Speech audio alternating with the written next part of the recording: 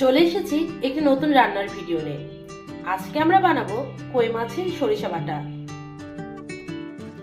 প্রথমে আমরা কাঁচা লঙ্কা, সাদা সর্ষে, কালো সর্ষে, পোস্ত দিয়ে একটি পেস্ট বানিয়ে নেব। এবার হলুদ ও লবণ দিয়ে মাছটা ভালো করে মাখিয়ে নেব। কড়াই প্রথমে সরিষার তেল দিয়ে নেব। তেল গরম হয়ে গিয়েছে, এবার মাছগুলো ভেজে নেব। এবার কড়াইয়ে যে অবশিষ্ট তেল রয়েছে তাতে দিয়ে দিব তেজপাতা, কাঁচা লঙ্কা ও পাঁচফোড়ন। এবার আগে থেকে বেটে রাখা সরিষাটা দিয়ে দেব।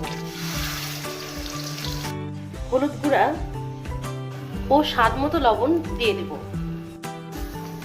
এবার আগে থেকে ভেজে রাখা মাছগুলো দিয়ে দেব।